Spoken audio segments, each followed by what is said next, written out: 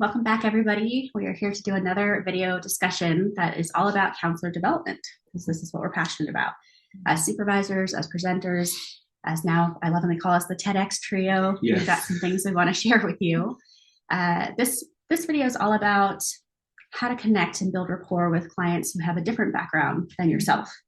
So one of my students came to me this semester and said, hey, what happens if you're having a challenge around accents in the room? So whether a therapist has an accent or if a client has an accent, or as Liliana will probably say, we all have accents. How do you navigate that? How do we prevent a relationship rupture or a discomfort that would prevent therapeutic rapport? So that is what we're here to talk about. I've invited both of these amazing clinicians to talk about this because I feel like this should be an ongoing discussion. I don't think there's one way to do this. And I really appreciate this student bringing this to my attention. So I hope this is valuable. Liliana, I'm going to have you cue us off with some thoughts on this question of accents and building therapeutic rapport. Yeah, and I think what we started right when we started talking about this is everyone has an accent. Yes. What I was sharing with both of these amazing therapists was that if you're from the north, south, east, west, you will have an accent, and that happens everywhere. So therefore, it's completely natural. What I also share is that, of course, because I'm an immigrant and I came from Mexico, I have an accent. And the story that I share was that when I was in school, one of my teachers, actually my English teacher, said to me, anyone who wants to understand you will keep asking you questions because they want to be in relationship with you. If someone does not want to understand you, they're going to get in their head, they're going to be anxious, and there's going to be a barrier. That's putting it nice.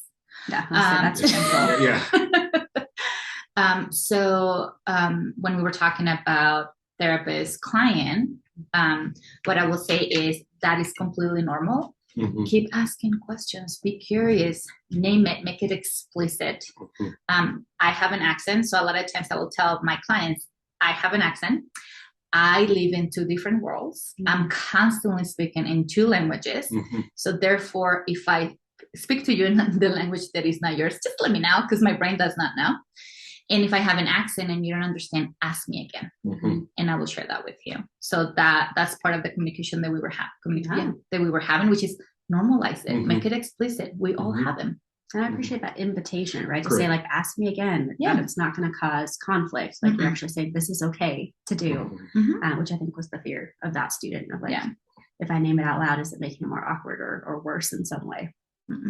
Yeah. Alex, what about you? I think just to piggyback on what Liliana said is, as a clinician, if you have a client that has an accent and you're struggling to understand, again, normalize it, but also state the intention. Yes. Like, hey, my intention is to understand you and comprehend you. However, I understand this is not your first language, and I want to honor that, but also, if I ask you again to clarify what you're saying, it's not because I'm being rude or disrespectful, because I want to get the essence. I want to understand what you're going through.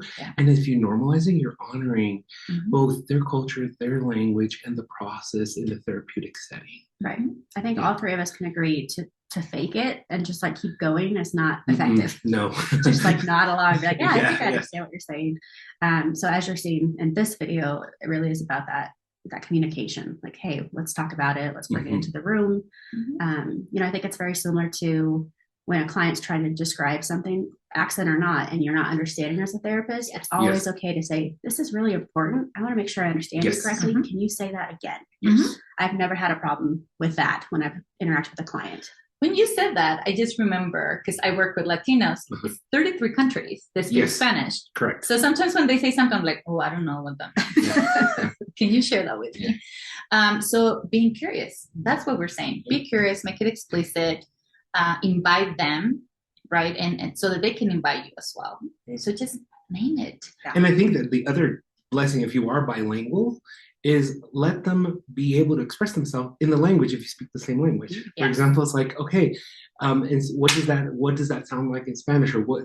Give me the reference to that in Spanish, and then that helps them convey the true meaning and essence and feeling, because things get lost in translation. And so when you're able to say, for example, hopelessness is not the same as impotente, Yeah, and yeah.